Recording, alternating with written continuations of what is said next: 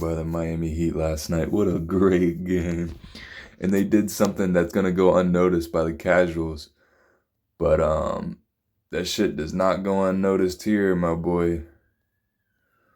We pay attention to everything. That's why I knew that the Heat were gonna beat the Celtics. But it's crazy how people were saying the Celtics team was deeper than, let me find this, than the Heat. Like, how are they saying it's deeper than the Heat?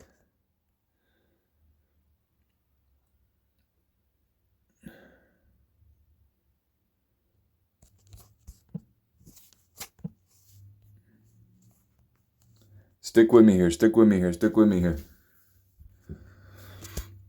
Because this is a crazy turn of events. This guy said the Heat barely closed out their 20-point lead in the fourth quarter. One awful quarter by the Celtics. It wasn't an awful quarter by the Celtics. It was a defensive clinic. At one point, there was a block, then there was a steal, and then a timeout by the Celtics. And then there was another steal and another steal, bro. It was 3 steals in a row. They could not do anything. And then there was another steal later in the quarter. It's not like it stopped. That shit was crazy.